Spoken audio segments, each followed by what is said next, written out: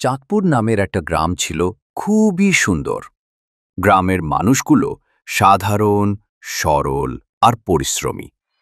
সেখানে থাকত দুই ছেলেবেলা থেকে বড় হওয়া বন্ধু, জামাল আর কামাল। কামাল ছিল সাদাসিধে, কারো খারাপ চায় না, অন্যকে সাহায্য করতেই ভালোবাসে। তবে ওর একটু বোকাসুলভ স্বভাব ছিল।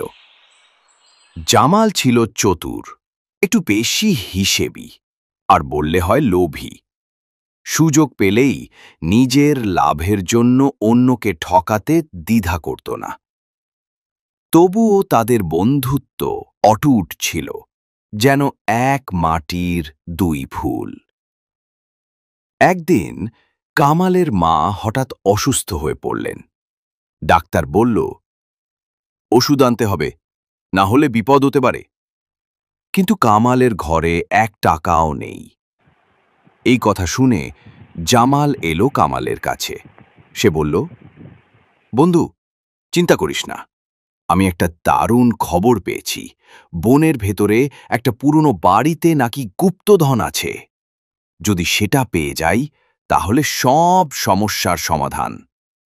কামাল বলল, ধন দিতেই যদি মা ভালো হয়, চল তো খুঁজে দেখি। তারা পরদিন সকালেই রওনা হলো। গভীর জঙ্গলের মাঝে এক জায়গায় গিয়ে দেখতে পেল একটা পুরনো ভাঙা কুটির।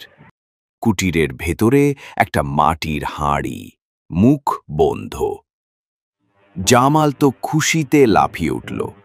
সে বলল, বন্ধু, এই হাঁড়ি নিশ্চয়ই গুপ্তধনের। তবে এক কাজ কর, ভাগ হবে, আমার 70%, তোর 30%।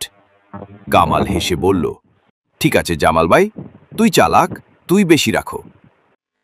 কিন্তু হাঁড়ির মুখ খুলতেই দেখা গেল ভেতরে পচা চাল আর একটা কাগজ। কাগজে লেখা, লোভ করলে কিছুই পাবি না, তবে মন সৎ হলে জীবনেই হারবি না।